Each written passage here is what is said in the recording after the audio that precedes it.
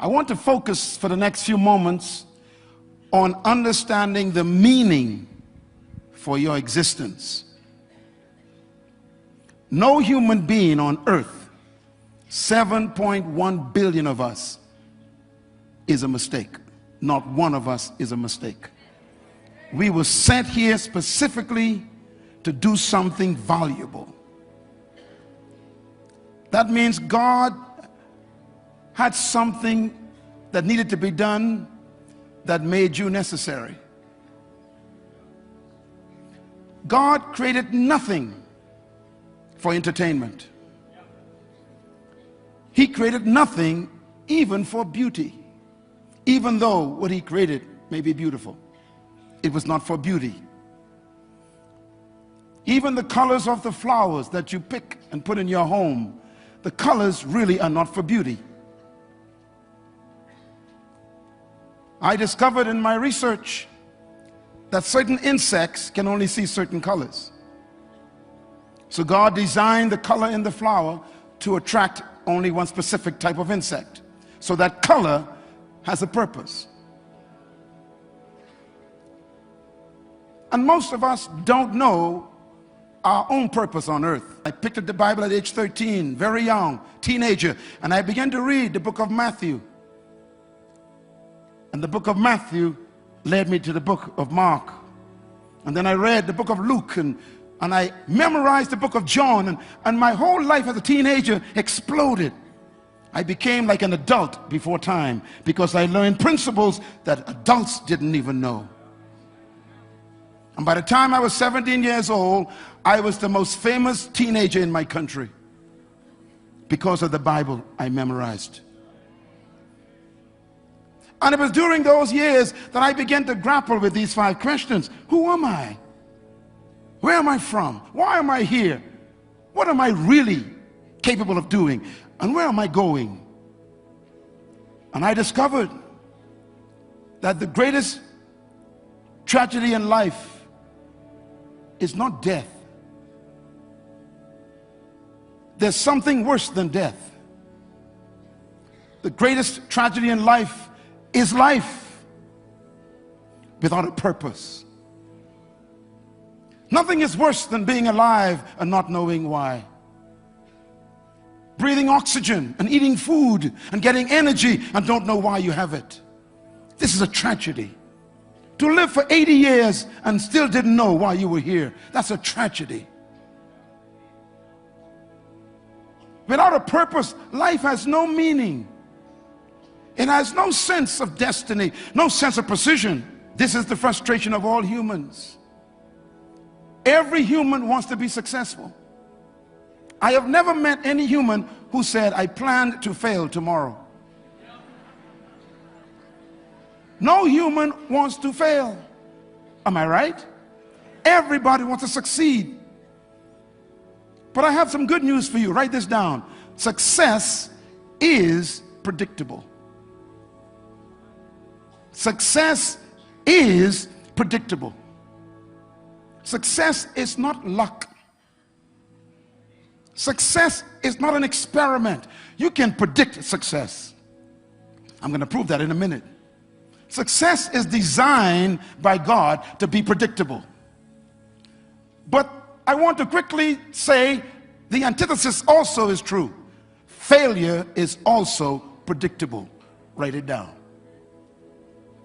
Now here is a paradox. Success is predictable, so you can literally plan success. I am successful today in my life, globally impacting millions of people, because I made a decision as a teenager as to what I want to be and do. What made me successful? I'm going to give you the answer now. And it's the same reason why people fail. Success is predictable, and success is predictable because life is designed for your success. But failure is also predictable because failure is the same result as success. Let me explain what I mean. God designed everything he created to be successful. You will never see a bird who cannot fly naturally. You'll never see a fish who cannot swim naturally. Every seed, if you put it in the ground and give it water, you don't need to pray. It is designed to bring forth a tree. Everything God created has built into it its own success. And if the plant is here today and gone tomorrow, how much more important are you to God? God is more committed to your success than you are. Why? Write this down. Your success is important to God. God needs you to succeed. When I discovered this, I became very bold. I put pressure on God. I discovered this when I was 17 years old. I discovered that God needed me to succeed. Let me explain why. Because success is built in to creation by every manufacturer. Success is important to every manufacturer who makes a product. Some of you have in your lap an iPad. That iPad has a little symbol on it. It's an apple. That apple is the image of the company. Before that image was placed on that company, the company tested the iPad before it left the factory. They made sure that everything necessary for its success was built into it. Stay with me. And the manufacturer took it and put it in a box. Then he put in the box, he covered it up with a book so you can't see it. He hides the product under a book for a reason. He calls the book the manual. The word manual, write it down. The word manu means to make, and ul means to think. So manual simply means the maker's mind on paper. When you open the box, you don't see the iPad. You first see the book. And the book always says, before operating this product, please read me completely.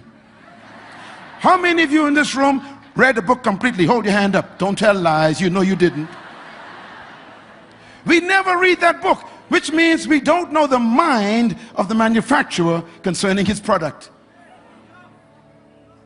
Now that book is simply a book of promises and laws. Write it down. Promises and laws. When you take the manual out, the first thing you will see is a photograph, the image. Then the next page you will see promises. This product will perform like this. This product will perform this. This product is guaranteed to perform this. And they have a long list of promises. But then when you get to the third page, it says, follow these instructions. Obey these laws. Do not operate near open heat. Do not operate underwater. Do not pretend or attempt to open it and fix it yourself. A lot of laws. Do not, do not, do not. Then the next page tells you what to do. And it tells you how to make sure the product succeeds. Then you get to the last two pages and you see something strange. First, it gives you what they call a warranty or a guarantee. The manufacturer guarantees that the product will perform exactly what it promises. But then it gives you a warranty. The warranty says, if you obey the laws that are in this book, then we guarantee that this product is under warranty, which means we will personally protect it. Then it says, if there is any defect in this product, do not attempt to fix yourself.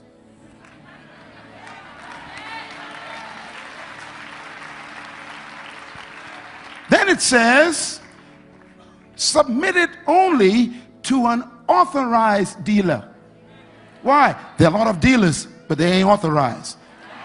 Like Buddha, Muhammad, Confucius, Baha'i Lullah, atheism. A lot of authors around, but they are unauthorized dealers. The only authorized dealers in the world are the ones that the manufacturer sanctions, like Jesus Christ. That means your failure is bad for God.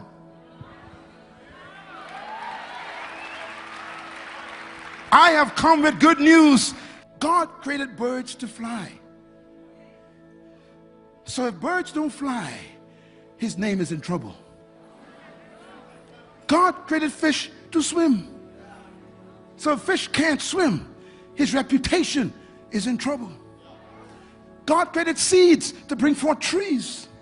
So if a seed doesn't bring forth a tree, God's reputation is in trouble. So God is very wise. He built into everything laws to guarantee its success.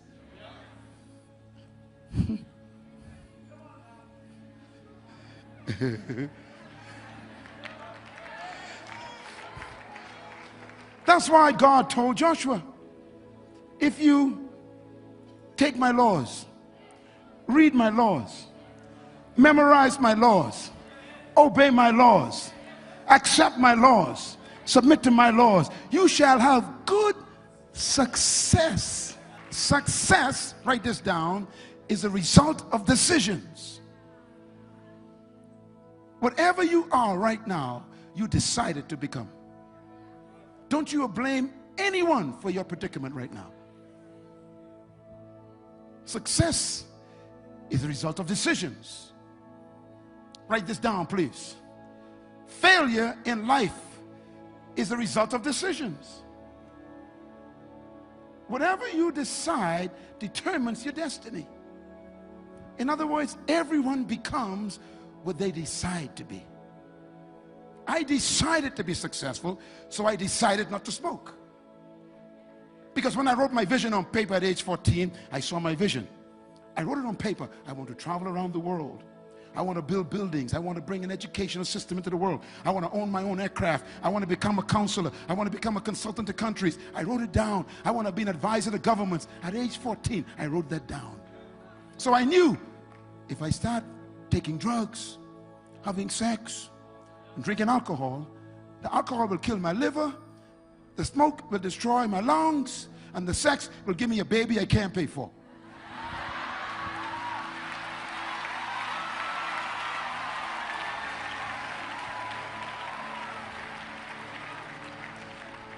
So my vision determined my discipline. Say it with me. Vision determines discipline. If you don't know where you're going, you'll do anything with your life. Purpose brings discipline.